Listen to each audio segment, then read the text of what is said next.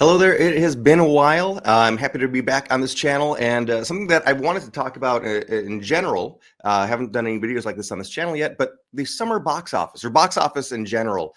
In addition to being a channel where we talk about creativity and inspiration, it's also very important to talk about what's going on in the industry in general. And I am a little bit of a numbers hawk when it comes to watching the box office each week. And I've always wanted to make a prediction of my how the summer box office will shake out as far as what will be the top 10. I'll probably go more than 10 top 10 movies, how they'll finish. I'm not really looking to predict how much money each one will make, but what order will they all finish in. And if anybody out there is a big fan of doing this as well, you'll say, well, you are late to the game, because as far as Hollywood and the box office is concerned, the summer movie season starts on May 1st. Well, I have been in Europe for a couple weeks. I was at the Cannes Film Festival with the International Screenwriters Association for a contest called Table Read My Screenplay, where we present an award-winning screenplay at a tremendous event. In this case, it was the Cannes Film Festival. The next one is going to be in November at the American Film Market in Los Angeles. So if you have a screenplay that is ready to go and you think this could be an award-winning screenplay, definitely check out tablereadmyscreenplay.com, because it's a really, really cool contest, something that I know the International Screenwriters Association is proud of. And it tends to be some of my favorite things that we do all year long. So check that out. Oh, and I should definitely mention also that, yes, a couple of movies have already released. I have been keeping the blinders on. So I do not know what any box office has been for this month, which is really weird for me to be this out of touch, out of the loop. The only thing I saw was the Thursday preview numbers for Thunderbolts, which it was long enough ago that I'm not exactly sure if I'm remembering right. But I'll take a look at what I'll show you, I should say, what my plan is going to be for some of these movies. It's going to be very difficult to miss the box office reporting, so I'm going to work really hard to try to avoid any spoilers. Once I make my predictions, then I'll take a look and we'll see live exactly how on or off I am so far, at least. Here's what I have so far, and I don't have any numbers or rankings on this, but these are just when I was thinking about the summer movies that I know are coming. I'm going to have to look at the release schedule right here in this video and create the full list of movies that we'll be pulling from. So Thunderbolts, I know, came out opening first weekend in May. For that, I just want to mirror what Fall Guy did last year, because that was also the first summer movie to open last year. And it did good. It had, they had all of summer to linger around and accumulate. It didn't do as well as I thought it would do.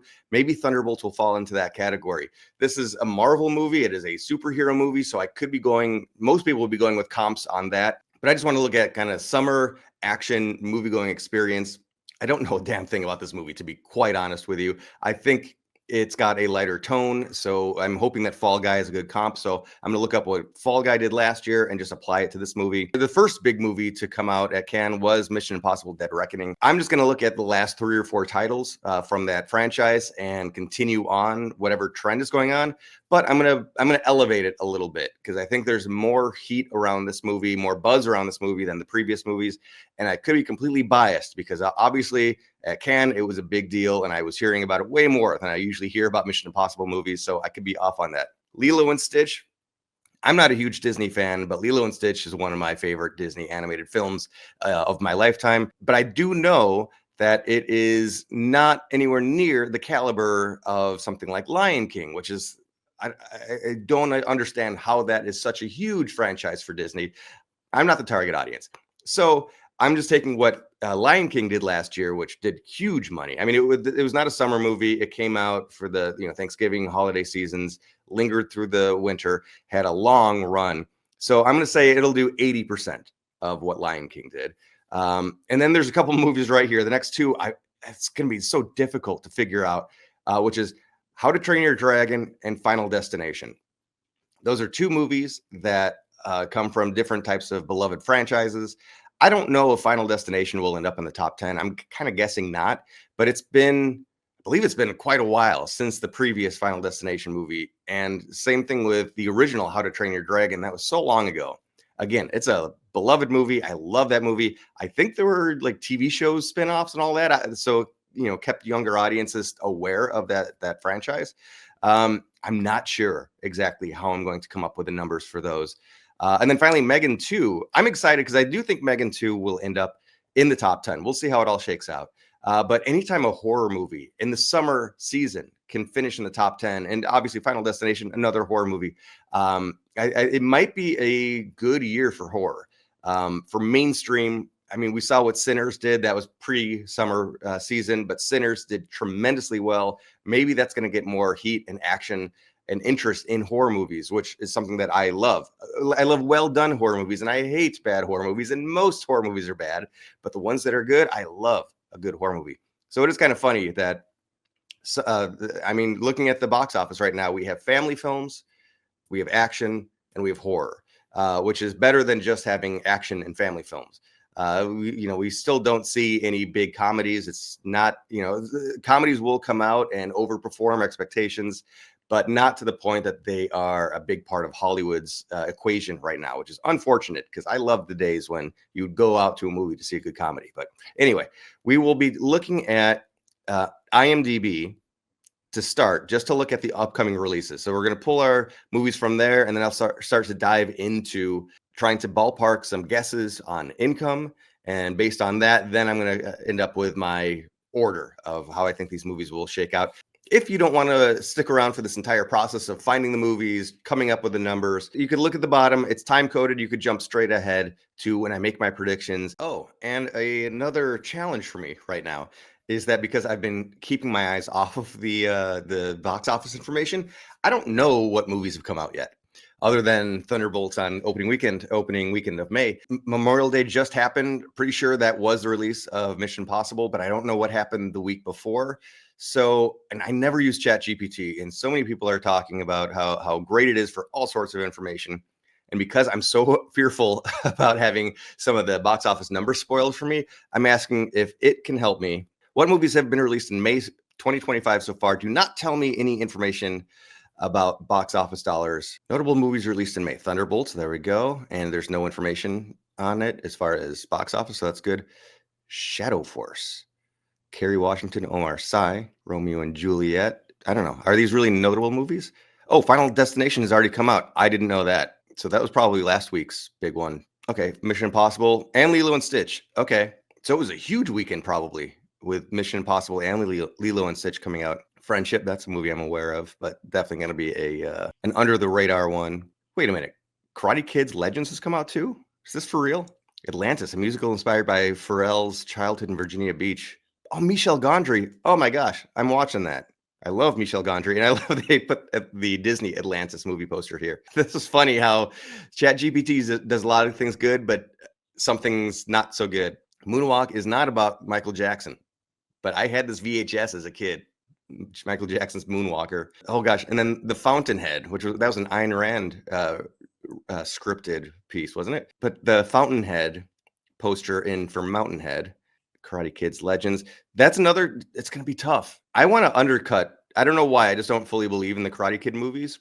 But you can't deny how popular the series was, the Netflix series, and I was a fan of that. We watched it all. I don't know. I'll probably look at what the recent Karate Kid movies have done and then give it a little bit of a boost, like maybe another 15% or something like that. Juliet and Romeo, pop musical retelling. It's using the old Claire Danes, Leo DiCaprio poster. Okay, so I need to update my list. I totally forgot about the new Karate Kid movie. And in case I forgot to mention it earlier, another thing that's delayed me doing this is I've been sick. Got sick on the flight home from France. Pretty under the weather. So I feel a lot better now, but my voice and my throat are rough. So I apologize if I sound off. So we're only doing domestic, by the way, not worldwide box office. Okay, Fall Guy brought in 93 million in the US and Canada. I was looking at the number like 125 million for Thunderbolts. So maybe I'll fall in the middle there. Let's just say 100 million even.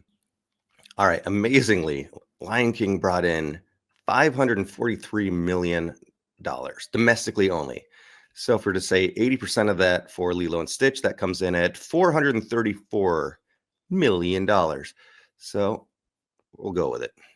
Okay, Mission Impossible film series. So we're going to look at Dead Reckoning Part 1, Fallout, and Rogue Nation. We're just going to look at those three. This is a bit surprising. Looking at the last three Mission Impossible movies in order. Rogue Nation brought in 195 million domestically. Fallout 220, and then Dead Reckoning Part 1 172. So there's not a trend. There's pretty high to higher and then to lower than all of them. And I wanted to finish a bit higher than I was expecting. Boy, but after that 172, that's surprisingly weak. So I'm going to guess it's going to rebound from that.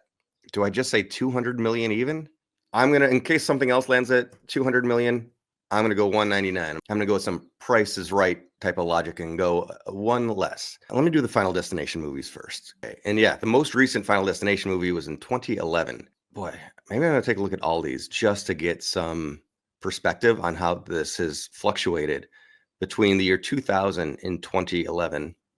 And then that long layoff. The long layoff is never a good thing when it comes to heat for these movies. So the Final Destination movies have made in order 53 million, 46, 54, 66, and 42 million. That 53 is even more exciting when you think that was back in the year 2000. So 25 years ago, 53 million. You add some inflation onto that. That is super respectable, considering I think it had like a $10 million budget. And to be honest with you, all these movies, though none of them beat 100 million, they were all made very effectively, very efficiently.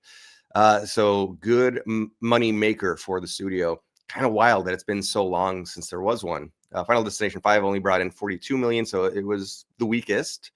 But again, still an earner. And that, worldwide, it broke 100 million against, I think it was a $40 million budget. So that was closer to break even when you do all the number crunching. But so what would this next one be?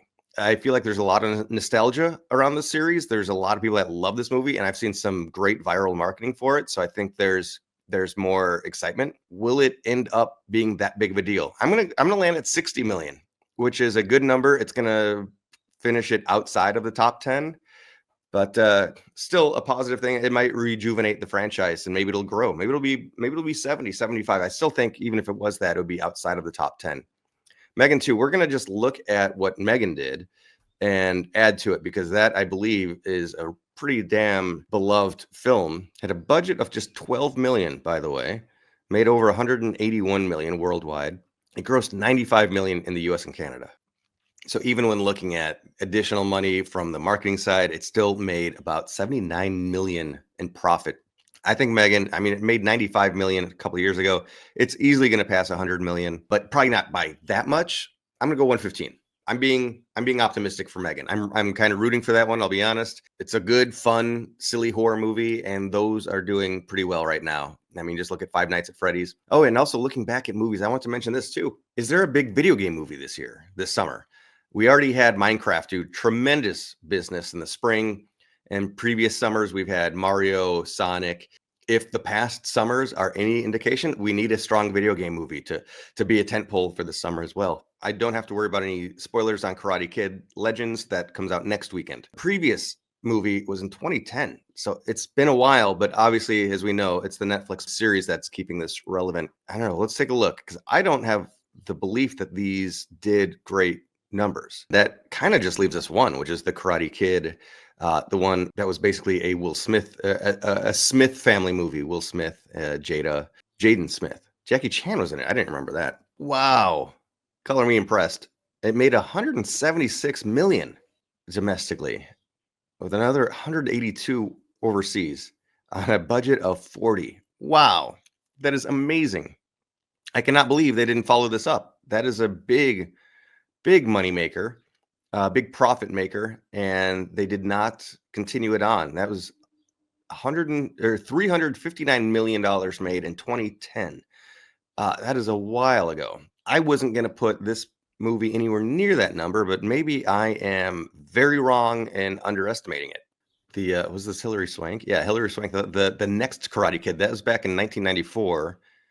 Budget of 12 million worldwide. Box office of 16 million. See, that's what I was expecting. Not that low, but I was expecting something a lot closer to that than 350 million. That has Will Smith in it. That's a big difference. That is an international star. I love Ralph Macchio, of course, but there's no way he's that level of star. So who else is in it? We do have Jackie Chan in it again. So that's great for the international appeal. However, we're just looking at domestic gross. And Jackie Chan is still a star, and that matters. But he's not Will Smith, and neither is Ralph Macchio. So maybe, do I just stick with, I'm going to go 150. And even that feels high to me, but I feel like I'm too eager to appreciate what it might do. And I'm going to get refamiliarized with what's been going on in the How to Train Your Dragon world. So there was a trilogy originally, and I loved the first one, and I didn't even remember that there were two more live action remake films. Yes, there's already one scheduled for 2 years from now as well. So let's go ahead and just take a look at what these movies did originally. And the first one came out in 2010, a while ago, but not crazy. And again, I think there was this television series as well. Yeah, and so here's television series. Wow. So the first series went from 2013 to 2018, and then another one from 2019 to 2022, and then an overlapping 2021 through 2023. So the brand is still relevant. Younger kids that didn't grow up with the original trilogy are still aware of this franchise. So that's going to be very helpful for it. The original How to Train Your Dragon trilogy went 2010, 14, and 19, and it had a downward trajectory overall. Opened at 217, then 177, then 160. I think we're separated from those enough that those aren't a precursor. Those aren't going to be telling. This is almost a reboot. Obviously, it's the live action reimagining. And I think there will be excitement for this. I think I was going to initially go higher, but I'm going to land this. It's still the best of these. I'll go 225 million. I feel like that's conservative. I was really thinking that it was going to be higher, a higher number than that. But that's still a very solid number and should land it in the top 10 pretty comfortably. So now let's take a look at what movies have I not even considered yet. Gosh, Bring Her Back from A24. Got to put it on the radar. Again, I love for some dark horses to pop into here, especially when it comes into the horror category. So I'm just writing a lot down. I might not do the full breakdown of trying to guess what it'll do, but I just want to keep it on the radar overall. Okay, the Phoenician Scheme, I just have to acknowledge it. Wes Anderson is possibly my favorite director. Royal Tenenbaums, Grand Budapest Hotel are two of my favorite movies ever. His movies do well in the art world, the art house world. Let's just take a look. His movies, let's see, yeah, Asteroid City, French Dispatch, I liked him, but didn't love him.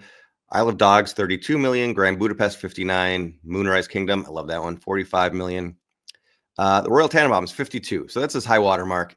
The Phoenician Scheme might be the highest grossing Wes Anderson film ever. Also a Cannes release. But I do not think he's going to finish in the top 10 this summer. So looking past that. Oh, Ballerina. This is an intriguing one. Keanu Reeves, Ana de Armas. This is such an interesting week. June 6th. The Ballerina, the Phoenician Scheme, Dangerous Animals, Life of Chuck, The Ritual. I mean, there's no way. These can't all be coming out. I Don't Understand You from Nick Kroll, Bad Shabbos. I know a lot of these will be super low, limited releases, I should say, but that's still a lot. A documentary, a music bio with Jason Schwartzman in it for Pavements. Okay, I mean, there's so many cool, interesting things going on. Life of Chuck is Mike Flanagan and Stephen King. Intriguing movie. Probably, not one of the top 10 films of the summer, but something that I don't want to miss. And a supernatural horror film with Ashley Greene and Al Pacino. Great year already for horror, it seems like. Again, don't know if that's going to be in the top 10, but I'm interested. Okay, June 13, that's when How to Train Your Dragon comes out. We do have more comedy. Dakota Johnson, Chris Evans, Pedro Pascal, Zoe Winters in The Materialists. I'll have to look that one up. Unholy Trinity with Pierce Brosnan, Sam Jackson. Interesting. Rom-coms have surprisingly, maybe I shouldn't say surprisingly, but they've been doing pretty well because people still go on dates. A lot of the movie-going audience has not come back, but you need a date night movie. That's something that should always be in theaters. So Materialists might have surprisingly strong run. 28 years later, another big horror movie. Okay, again, great year for horror. Bridehard with Rebel Wilson. So that could be kind of a Bridesmaids. It even looks like Bridesmaid poster. And then Elio. We'll have to look up Elio. But yeah, 28 years later, that's definitely on the radar. June 27th, F1 and Megan. So F1, that's a Brad Pitt racing drama, I guess. Yeah, action drama sport. Oh gosh, I forgot that. Yeah, there's a Jurassic Park movie coming out. So that's going to be on the list. And because it's part of a franchise, it'll be pretty easy to come up with my guess for it. Not to say that I'm going to get it right, but it'll give me in the ballpark at least. 40 Acres. I think nobody wants to open against Jurassic World. I'll still take a look at that one. Yes. Superman, July 11th. Keep forgetting that that's on the docket as well. Sovereign. Interesting. I mean, Nick Offerman. I love Nick Offerman, of course. He tends to do more independent type films. So I think this is another case where the other studios are just giving the weekend to Superman. Ooh, Jujutsu Kaisen. So can't overlook the anime films. I don't think that, I mean, they certainly don't have the level of Hollywood blockbuster, but they do surprisingly well. I Know What You Did Last Summer, another horror franchise coming back. It's so funny how much that poster looks like Candyman. A Smurf movie, Eddington, with Pedro Pascal, Joaquin Phoenix, Emma Stone. Okay, I'm going to have to take a peek at that. Fantastic Four, First Steps. Yeah, I knew that one. I forgot to mention it earlier. Together, horror comedy with Dave Franco and Allison Brie, the real life couple. I'm probably not going to have to, well, I'm going to look at it because I love both of them. And I root for them. Plus, horror comedy. I love horror comedy. What? August 1st, The Naked Gun. Liam Neeson, Pam Anderson. We have to take a look at this one. I am excited. As a kid that grew up in the 80s, that is exciting. Bad Guys 2, another animated one. That was a rare bright spot during the COVID times of the beginning of the reopening of theaters. Bad Guys did pretty well, the original Bad Guys. So let's see what they can do with a more friendly marketplace. April 8th, we have a horror mystery with Josh Brolin and Julia Garner. Weapons. I'm not so sure about that one, but Freakier Friday. Jamie Lee Curtis is back again with Lindsay Lohan. Chloe Fineman from SNL. I love her. My Mother's Wedding. Scarlett Johansson, Sienna Miller. Makes me think of A Marriage Story. Scarlett Johansson was also in with Adam Driver. Again, good film, just not a big blockbuster box office kind of a movie. Nobody 2. I'm happy that that's coming back. Witchboard, another great horror franchise coming back. Probably doesn't have the nostalgia level of a couple of these other ones, but Witchboard, exciting to see. Highest to Lowest, Denzel Washington, Jeffrey Wright, A$AP Rocky, crime mystery. Americana with Sydney Sweeney. Toby Huss, I love Toby Huss. I got to interview him once. Super nice guy. Honey Don't with Aubrey Plaza and Chris Evans. Man, there's a lot of good movies. In August 29th, we have Caught Stealing, Zoe Kravitz, Vincent D'Onofrio, Matt Smith. Okay. It keeps getting more interesting. The Roses, comedy, Benedict Cumberbatch, Olivia Colman, Allison Janney, Andy Samberg. Toxic Avenger, Peter Dinklage. Good Lord. Wow. And then American Summer, family comedy with Steve Guttenberg, who, if you're watching this channel, which again is a lot about positivity, you probably know that Steve Guttenberg has become quite the positivity guru. Summer movie season ends at the end of August. And it's not just what they make by September 1st, but anything released on this date, by September 1st and however long it runs. If these movies are continuing to play in December, then it's all that, or January of next year. It's all of that money, whatever they make in the box office adds up. Movies don't stay in theaters that long anymore. So we'll know by the end of the year. And in a lot of cases, we'll know really early. So I'm going to accumulate this list of movies, and then we'll start to dive in once again to putting some number signs next to them. Okay, I have gone through the full list from IMDb of the releases and looked into all of them a little bit. I haven't put the numbers on them yet. I'm still in the process of doing that, but this is just creating the list. And there's a lot of interesting movies coming out this year. Not everything will, become a top grosser. So not all of these on this list are things I'm going to dive into deeply, but there are some good movies that will fly under the radar, like an Emily the Criminal style movie, for example, that is absolutely worth talking about and worth shouting out, even though I know it won't be a blockbuster this summer, but lots of good movies, lots of interesting movies coming out. Seeing things like Jurassic Park and Superman pop up on here, it just made it instantly more boring because okay, those movies are going to end up somewhere in the top 10. It's just figuring out what place they're going to finish in. But there's no doubt that those are the types of movies that year in, year out get a lot of people to come out. So I don't know, not always my kind of movie. I'll take Jurassic Park over Superman, but at the same time, I'd like some more originality out there. So all of us creators, we have to get on that. So let's dive into 28 years later first. Just like with the other ones, we're going to take a look at recent films and what they've done and base our guess off of that. Boy, and they have big plans. I didn't realize that the most recent 28 days or 28 blank later was so long ago. It's 2007. There's 2003 and then 2007 and then nothing until 2025. And there's already one planned for next year and something beyond that. So the first 28 Days Later movie brought in, fittingly, $28 million. Then 28 weeks later brought in $45 million. Even though it's been a while, I'm going to guess there's going to be some upward trajectory on that. Those are movies that have stuck around in the public consciousness. Also inflation, but still, I'm not thinking anything huge. I'm going to put this at 55 million. It is certainly going to be profitable if they do anything like they've done in the past, because the previous movies were made so cheaply and turned in good profits. The first one, 15 million to make it 66 million income. And the one after that, just 8 million to make, and it made 84.5 million. So I'm going to guess the trend will continue. The budget will be a lot higher than 8 million, that's for sure. But I'm thinking it'll bring in some good money. And by the way, when I'm saying box office here, I'm talking about worldwide as opposed to domestic. I wanted to do Elio quickly here because, so this is a Pixar movie. I love Pixar. Pixar usually does huge things. However, the creators of this one, they've made, well, I mean, co-director of Coco, which is one of my favorite Pixar movies ever. It's my favorite Pixar movie ever. It's just so great. But also, you know, the people behind The Good Dinosaur and not a lot else, to be quite honest. Turning Red, director from Turning Red. The Good Dinosaur was one of the lowest performing Pixar movies ever. So The Good Dinosaur, here's what our floor looks like. And I mean, this is amazing. It just shows how good Pixar is, that they're one of their worst performing movies still made over 300 million worldwide, but lost the studio an estimated $85 million. So it was not a success story. So The Good Dinosaur brought in 123 mil.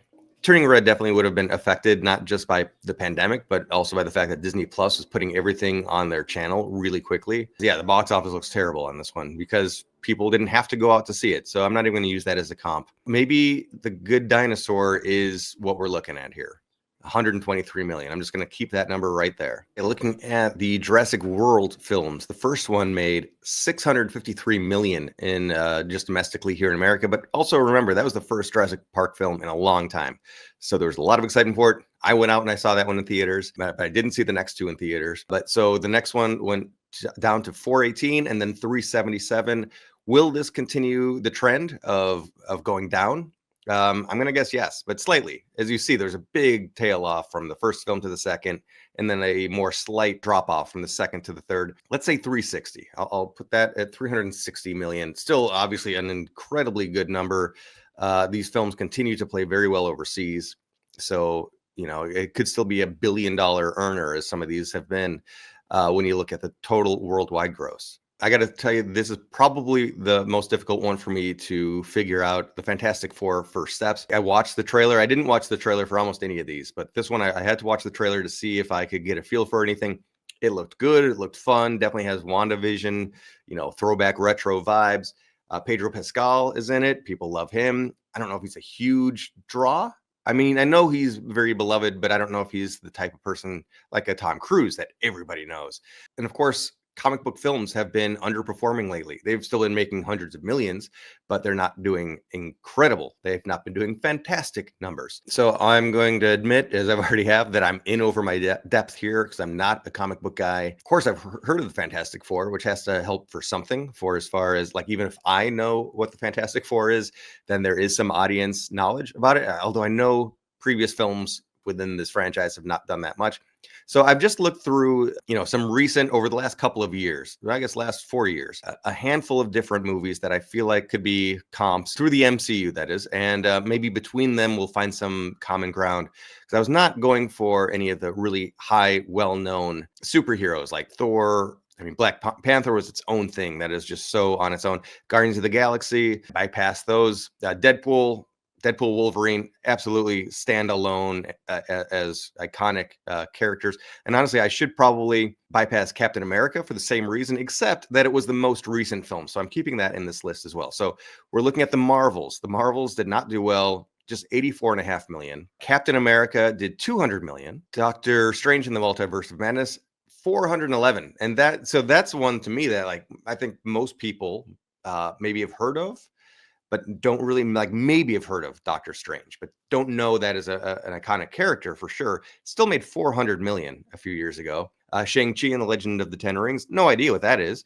Although of course I've heard of the movie now. That made 224. The Eternals did 165. Yeah, again, in the world of Marvel, that's pretty bad. So I think we're going to look past things like the Marvel and the Eternals to be above that level. Is Captain America around 200 million the place to be? Because I think Doctor Strange is probably too high. Maybe I'll land somewhere on the lower end of between those two and say 220, which I think for the Fantastic Four would still be kind of positive based on how poorly a lot of other recent Marvel films have been doing. And maybe even now I'm going to push it up a little bit, 240, because it does seem stylistically interesting to watch. Visually, obviously, all these comic book movies, they do the special effects visually fantastically, no pun intended. But I think the retro appeal, the retro look of it might be enough to excite people. And the director has done a number of really interesting things in the television space, including WandaVision. So taking a quick look at some of his recent television work, Welcome to Chippendales, an awesome limited series on Hulu. The Great, as I mentioned, WandaVision, The Great is really, really great period comedy. Succession, The Boys, which is a direct comp there, Strange Angel, Billions, Game of Thrones. So this person has really handled himself very well in the television space, and I could see that translating over to feature film. For Superman, we are going to look at the 3 most recent releases, and that includes Man of Steel, which made domestically 291 million. And let's take a look at this year too, 291 million in 2013. That is certainly impressive. Batman versus Superman, Dawn of Justice, that brought in 330 million in North America. And then there's the very controversial Justice League from Zack Snyder. Pre-releasing the Snyder Cut, domestically it made 229 million. So the thing that's interesting about this for me, though, is that not only do we have a name in Superman, but we have a name in James Gunn, who's releasing this one. Big fan of James Gunn, for sure. Guardians of the Galaxy Volume 3, 359 million domestically. Suicide Squad's release was certainly limited due to the pandemic, but 55.8 million. Guardians Volume 2, 390. I think you could very safely say that, especially is the combination of him and Chris Pratt and the whole Guardians crew, he's a safe bet for 300 million within that world. Now, how will he translate to Superman? Well, I guess that's for us to guess. But with recent comps of 330 million, 229, 291, it's really hard to go under 300 million, maybe a little bit over, just to be a tiebreaker in case I come up with another film that comes in at 300 million. Also, shout out Rachel Brosnahan, Nicholas Hoult. Love all of these people. Maybe this will be the first Superman movie I ever watch. And yes, you heard me. I've never seen a Superman movie. The next movie I want to look at is Brideheart, Rebel Wilson action comedy. Kind of makes me think of Heat with Sandra Bullock or Spy with Melissa McCarthy.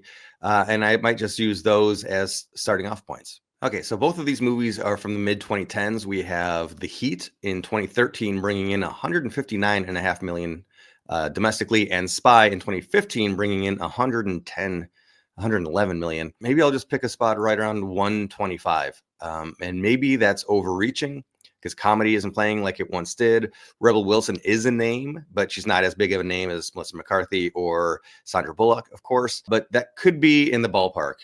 So I'll still sit at it, even though I might be overestimating a little bit on this one. The next one is Smurfs. Oi. I guess we could look at Trolls as a comparable film. Trying to come up with any other movie that's in that world. The Trolls movie, which off the top of my head is the best comparison. Trolls made 154 million in the US and Canada in 2016. Maybe I'll just stick with this. Let's call it 150. Maybe I'll call it 140. I know what you did last summer. And first off, I have to apologize, as I was surprised and excited to see this franchise coming back. A friend of mine co-wrote it. And so big shout out to wonderful person, inspiring person, Leah McKendrick, who as an actor and writer is really just taken control of her own story, taking control of her own career. She wrote something called Scrambled for her to star in, which was successful, got a theatrical release, and she's out working on so many other films now. She is killing it. So excited for her, so proud of her. Let's see how the box office looks for the return of I Know What You Did Last Summer. For the I Know What You Did Last Summer movies, the original one made $72.5 million back in the late 90s. Then I Still Know What You Did Last Summer brought in $40 million. And this was 1998. The one that came after was a straight to video, kind of a knockoff was super common back in those days. I mean, not a knockoff, but it was definitely a step back production value wise. So did not get a theatrical release or probably any attention. So we'll pretend that never happened. So we are talking about 72.5 and then 40 million from the 90s. I think this is like a couple of other films we talked about. It's a movie that has stayed relevant. It's stuck around. So there's the nostalgia factor. I mean, look, we just talked about Smurfs, talk about nostalgia factor. So I'm going to guess that I think will still land under 100 million, but I think it's going to be the best I Know What You Did Last Summer film. Let's put it at 75 million. I'm perhaps trying too hard not to be biased by rooting for it, because maybe it will top 100 million and surprise me. So F1, the movie, anytime you have to call something the movie, it sounds a little cheesier. This is a sports drama starring Brad Pitt, which just makes me think of Moneyball. So I'm going to see what Moneyball did and base my guess off of that. All right, Moneyball brought in 75.5 million in the US. I think that's probably a good spot to keep this one. Of course, we are talking about years ago, so there's inflation, but there's also less theater-going audience. Here we go. Here's going to be an interesting one. Eddington. It's a dark comedy about gun control.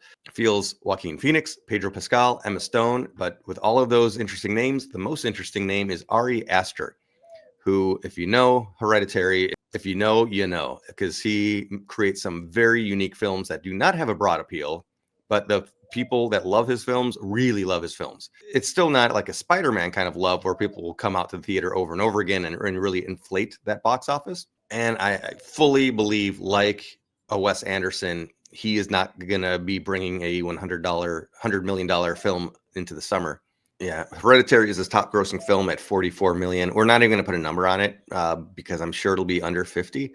But this could be the type of movie that surprises and for any number of reasons takes off and surprises us. This is going to be one of those movies that, I'm putting down here. It's going to finish outside the top 10, outside the top 15, but will be a movie I'm rooting for. So 40 Acres is an interesting action drama sci-fi. And I was looking at that one thinking both Sinners and perhaps Nope are comps for this one. Sinners is still in theaters, so we don't have a final count. And I'm thinking this will come in under Sinners, but it could be a relevant film to pay attention to. Nope, I know was underwhelming after the success of Get Out, but Nope was still a really good movie. Let's see what it did. So Nope, even though it was considered underwhelming, still brought in 123 million. So for 40 Acres, I'll go to 135. Maybe I'm overvaluing it because I'm rooting for it, but it does look good and spooky. And again, based on what Sinners did, if this does really a fraction of it, does about half of it, it could end up in the top 10, top 15 films of the summer. The Life of Chuck. This is the film with Mike Flanagan and Stephen King at the helm. Just made me think of The Green Mile. When we were talking about a Stephen King film that is not a horror movie, it is a drama. Talk about Shawshank Redemption if you wanted to as well. The Green Mile, back in the late 90s, brought in 137 million. I did not think it was going to hit over 100 million back then. So I'm impressed, and it's kind of making me reevaluate. Do I really think this movie is going to break 100 million in today's market? I don't know about that. I don't. I hate to say it, but it's the older skewing audience that is the slowest to be coming back to theaters. So I might put this at 90 million, and I hope I'm wrong. I hope I'm pleasantly surprised. But yeah, we're going to put The Life of Chuck at 90 million, and I'm sure that will land it outside the top 10. But yeah, we'll see. Ballerina, I am super curious about. Have not seen too much about it, but it is a Keanu Reeves movie. And I'm kind of wondering, do I look at John Wick films and think, well, it's not going to have the same level of power as John Wick, but might we be able to say, okay, it's 80% of a John Wick film, 75%, 187 million, Matrix Resurrections 40. That one didn't go over too well. John Wick Chapter 3, 171. 2 is 90 million. Okay, so let's look at maybe let's call it 170. And is this too big of a swing on this one? I'll go down a little bit. 165. Materialists. So this is a tough one. It's a rom-com. Dakota Johnson, Chris Evans, Pedro Pascal. Pedro is in so many things. There's a lot of actors getting a lot of this. There's a few of the same actors working in a lot of different things right now. I think of Ticket to Paradise, which I know that was certainly a pandemic affected one, brought in 63 million in the US and Canada in 2022. Maybe we should look at Pedro Pascal and avoid some of the outliners like Star Wars, of course. That's its own thing. But then also things like The Unbearable Weight of Massive Talent, which was an awesome indie film. But yeah, just kind of see, where does a Pedro Pascal film land? Gladiator 2, 172. We also avoid animation where he's just doing the voice. There's Unbearable Weight, still did 20 million, pretty good. Wonder Woman, If Beale Street Could Talk, 14.9. Equalizer 2, 100.2. Kingsman, 100. But again, this is a rom-com, so it's going to have staying power. It'll linger for a while. I'm thinking 140. Let's just see what happens. We'll put that at 140. I am so surprised there's only been one Freaky Friday movie. I thought there were sequels. This is, again, a movie with staying power and nostalgia attached to it. The original, I mean, this isn't even worth talking about, really. The original back in 2003 grossed 22 million. But I mean, that's a movie that went on to live on in Disney and other streaming and home video and all that. So the 22 million from 20 years ago, more than 20 years ago, doesn't even matter. So, I mean, this to me is easily a $100 million movie. Not crazy beyond that, maybe 105 million. Maybe I'm being too conservative here, but I think this is the type of thing that will really hit its target audience. So the original Bad Guys film, which is a DreamWorks animation film, opened in 2022 at a time that people were not really coming back to the theaters. Theaters were just reopening, and it still made $97 million, which is quite impressive. One of the higher grossing films of that year for that reason. Now with people, especially kids and families coming back to theaters, how high will that go? Is the difference 100 million? Is it 75 million more? Let's put it at 160 million. Do I go above or below Ballerina? And maybe I should be looking at it this way. Maybe I shouldn't. Maybe I should just be looking at the numbers on their own and just wherever things fall, that's where they fall. So yeah, I guess I'll keep Bad Guys 2 at 160 million. The Naked Gun. I cannot believe that Liam Neeson is taking over the role of Lieutenant of Police Squad, Frank Drebin. I was so completely ready to write it off like just a year or two ago when John Hamm was Fletch, and that did nothing in theaters. And then I watched the trailer, and it's produced by Seth MacFarlane, who of course created Family Guy and The Orville and American Dad and A Million Ways to Die in the West. He is funny. He is good. The trailer looks good. I did not expect to see Liam Neeson pulling off that role, but it looks silly and fun in the best kind of ways. And I'm certainly rooting for all comedy to come back, and wacky, silly comedy is a blast, you know? So it could be a great live experience, live audience experience. What do I think it will do though?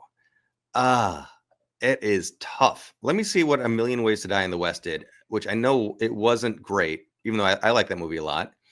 But maybe it'll be in that ballpark. So we are looking back to 2014 for this one. Of course, also with Seth MacFarlane and Liam Neeson. Okay, so the film grossed 43 million in North America. Is this a $50 million movie? It might be, which still isn't bad. It's still a profit, I'm sure. And it's better than a lot of other Liam Neeson recent films. He's done just so much boilerplate action, the same type of movie, and people are not coming out, at least domestically, as much for him as they once did.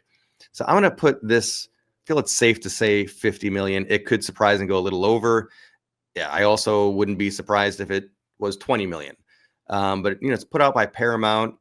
It has something behind it, but I want it to break through, but I don't think it really will.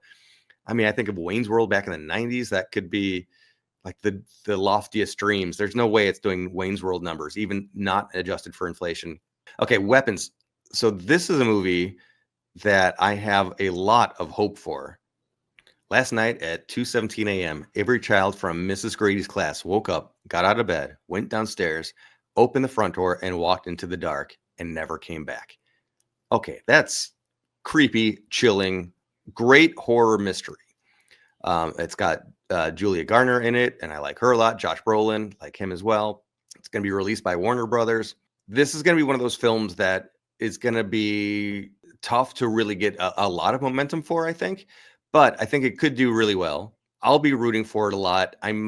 You might have to look at what Trap did, which I hate to even compare these two, because Trap, from everything I've heard, was a terrible movie. People still came out for it. Let's see. Yeah, but not a lot. So Trap did about 43 million in the US and Canada. I could see this falling into that same category, but this does look like a really good movie. So I am completely rooting for Weapons. Also, I have to say, title is terrible. Title does not bring me to the idea of what kind of a movie this is. Maybe at the end of the movie, I'll understand why it's called Weapons, but that's a bad thing. Like, if you have to watch the whole movie to then understand the title, that's not getting people in the door. So I think I'm going to put this down at, about 45 million, but this is one that I'm going to be rooting for. I think it's going to be a good movie. Highest to lowest. This is another one that's tough to judge. We have Denzel Washington. We have Spike Lee. It's based on a Kurosawa film, but yeah, let's take a look. Maybe we'll have to see what Spike Lee's recent work, what that has come to, and then we'll judge based on that. And I'd be remiss if I didn't mention that this was also a film that appeared at Cannes. Okay, Black Klansman, 49.2 million. Chirac, just 2.6. Old Boy, just 2.2. And it's got Denzel in it. Oh, Inside Man. Great movie, by the way. 88.6. So maybe we'll just land right there. Call it 90 million. Because Denzel certainly has the drawing attraction. And I could certainly see this being a film that lingers, after it comes out, it hangs out for a while. The Roses is another one I'm really excited for.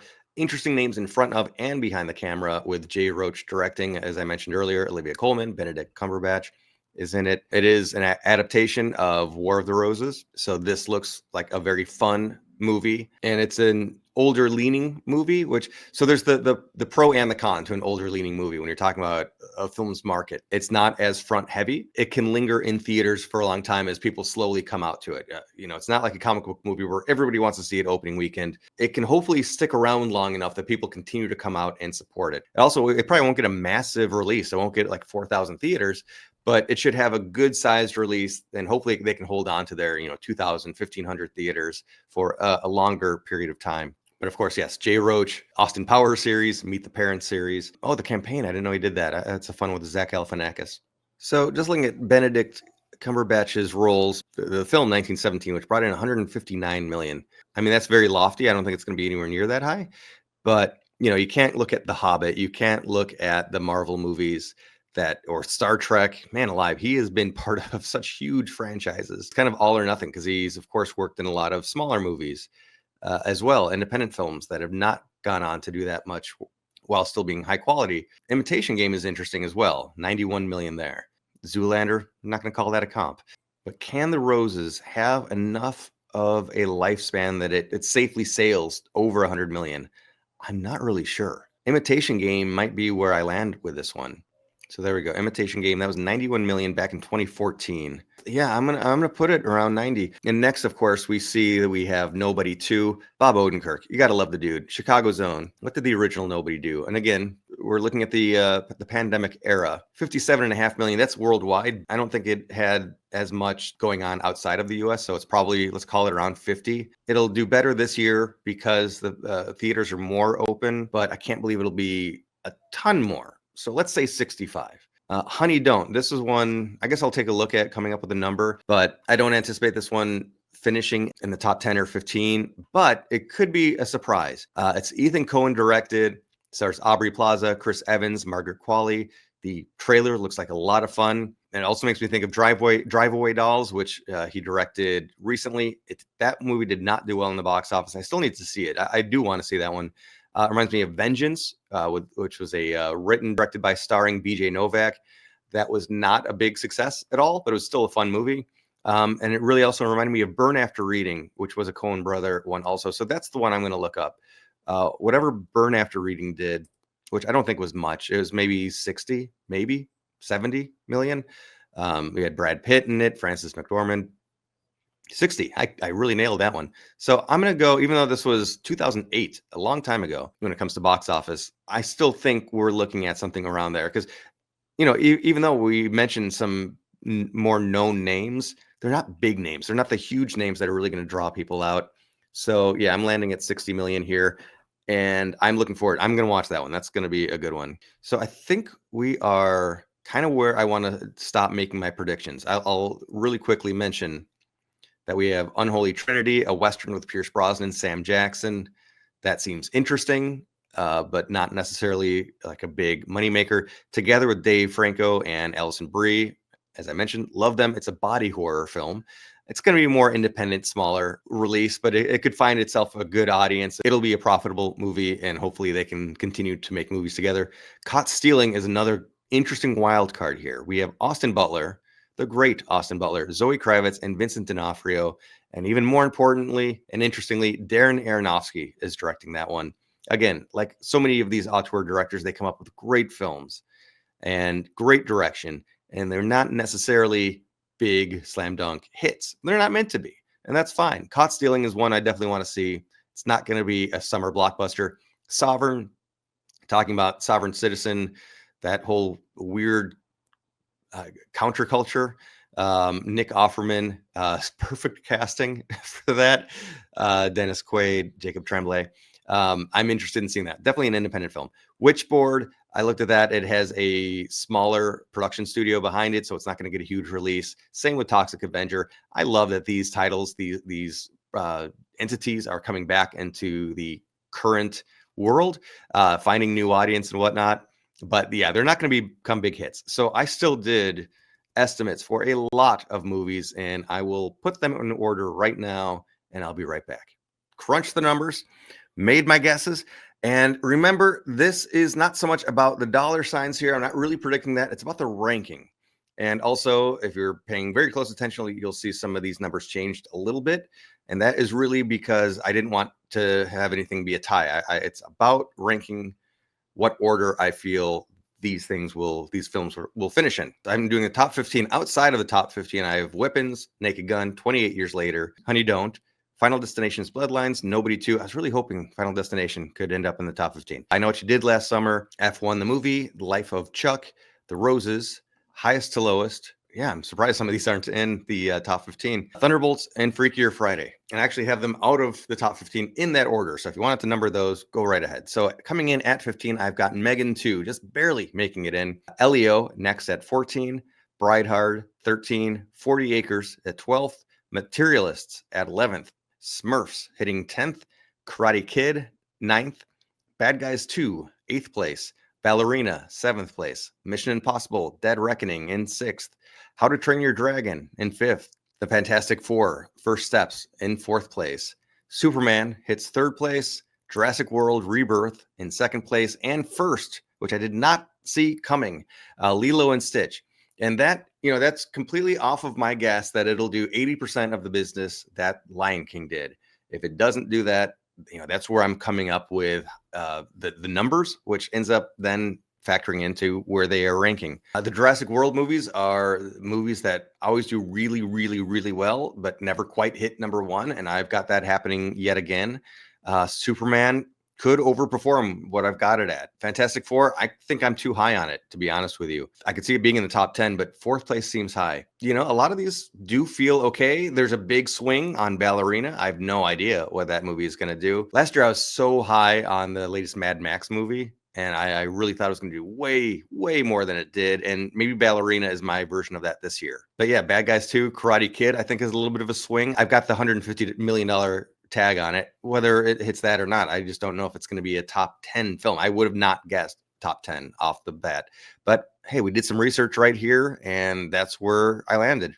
Smurfs is such a question mark to me. I don't know how much appeal Smurfs has anymore. So that could be something that I'm way off on also. And Materialists, I'm high on this movie, and I probably shouldn't be because I don't have enough to go on. So I could be super, super far off on Materialists being 11th place. It's going to be interesting to see how the summer shakes out. I was going to do a reaction to what the movies have done so far. And I also want to take a look at Dan, the legend, the man, the myth, legend, Dan Murrell, what his top 10 list is. But this video has gone on long enough. I'll do a second video that'll come out in just a day or two where I cover that. In the meantime, this is where we will leave it. We will touch base very rarely, every month, 2 months, maybe even more sparsely. But we will take a look at how the summer movies are shaping up, how things are playing out. It's always important as creators to be aware of what is succeeding and to try to analyze why. Why is something landing? Why is something not landing? Thank you all for watching. As always, let me know what you're working on, what projects you have that you're excited about, and we will continue to create together. Thank you for watching.